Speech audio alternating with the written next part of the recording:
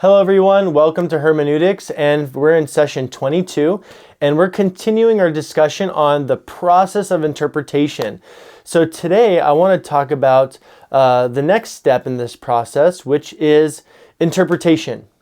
So we've read the passage, we've stated our initial understanding of what the big idea is, we did our observations and questions, and now we have to return to the topic of, okay, now that we've done our research, we've done our analysis of the text, we're going to come back to that question. Okay, what is the big idea having done all this work?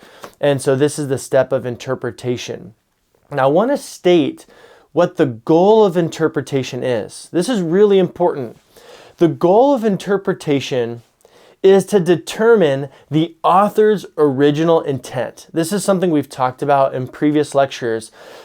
But again, I need to emphasize our goal is not novelty, okay? Our goal is not something that we think would preach well. Our goal is not something that we think people would find interesting. We're not looking for a new take. We're not looking for a secret revelation. We're looking for the author's original intent. That's what we're after. What did the author, the biblically inspired author, seek to convey? That's our goal, okay? Because again, especially for those of us who teach, there's this temptation to try to find a new spin on different passages or to find something novel or something no one else has found. But that's really not the goal. The goal is to faithfully understand the author's original intent, okay? So how do we get to that? Well, again, want to revisit this idea of what's the big idea. Okay, want to find out what is the big idea.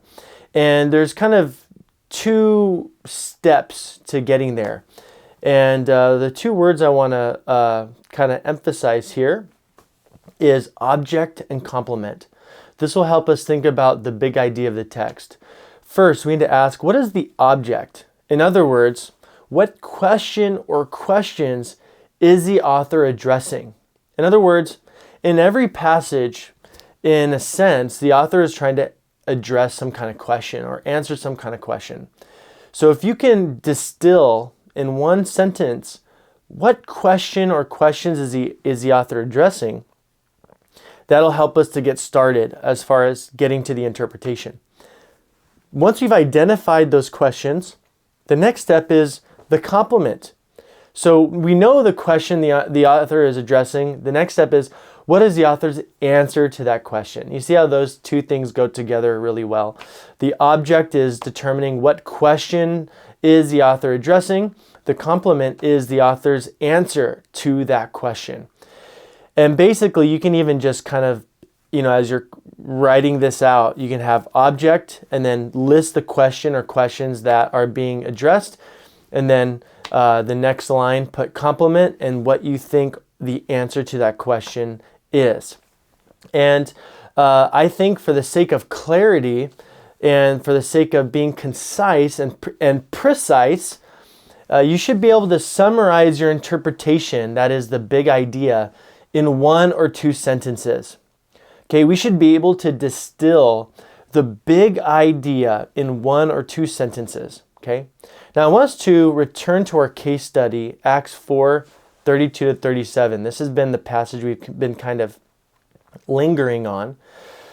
It says, all the believers were one in heart and mind. No one claimed that any of their possessions was their own, but they shared everything they had.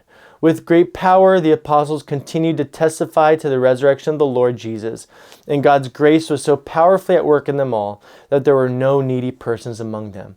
For from time to time, those who owned land or households sold them, brought the money from the sales, and put it at the apostles' feet, and it was distributed to anyone who had need. Joseph, a Levite from Cyprus, whom the apostles called Barnabas, which means son of encouragement, sold a field he owned and brought the money and put it at the apostles' feet. So in the last lecture, we made some really important observations. We noticed that within the broader context, passages like this serve as a transition between historical accounts. So in Acts, there will often be a detailed historical account that will be followed by a more general account of the church at that time, which will lead to another detailed historical account. Okay? In this case, what comes before is a detailed account of the early church's first experience of persecution, their prayer for divine enablement. And what follows this is a detailed historical account of judgment that comes upon a couple of members of the early church, which is Ananias and Sapphira. And in this kind of transitionary account, we're given some detail about the church. Now, another literary device is like general to specific, or the literary device of particularization, where verse 32 kind of gives a general idea, right? All the believers were one in heart and mind.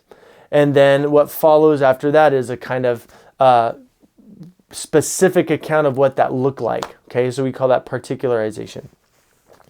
Now, this leads me to my interpretation. Okay, so I want to summarize in 1 or 2 sentences. What is the big idea? And here's my take.